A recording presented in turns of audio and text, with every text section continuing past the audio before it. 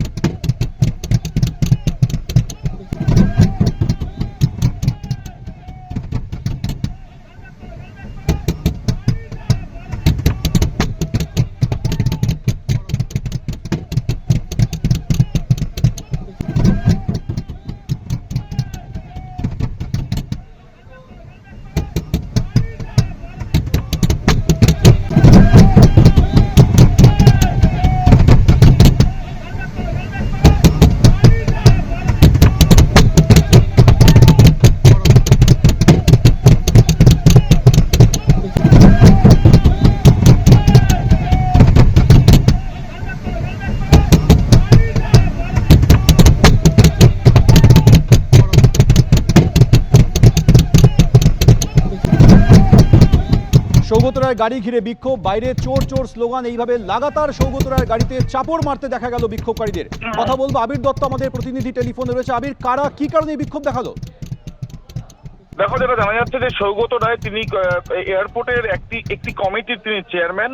আজকে সেই কমিটির একটি মিটিং অ্যাটেন্ড করতে তিনি এয়ারপোর্ট প্রেমিসেসেই যান শীষমহলের কাছে, এবং সেই মিটিং এ যাওয়ার সময় সেই এয়ারপোর্ট প্রেমিসেসের সামনেই তার গাড়ি ঘিরে বিক্ষোভ দেখায় একদল ব্যক্তি, এবং বেশ কয়েকজন সেখানে উপস্থিত থাকে এবং তারা কালো পতাকা দেখাতে থাকেন, চোর চোর স্লোগান দেখাতে থাকেন এবং তার সাথে সাথে গাড়িতে চাপড় মারতে থাকেন। এবং সৌগত রায়ের যারা নিরাপত্তা রক্ষীরা, তারা সৌগত রায়কে নিয়ে বেশ কিছুক্ষণ গাড়ির মধ্যেই আটকে থাকেন। তার পরবর্তীকালে তাকে নিয়ে ওই মিটিং এ যেখানে হবে শীষমহলে, সেই মিটিং এ নিয়ে তাকে যাওয়া হয়।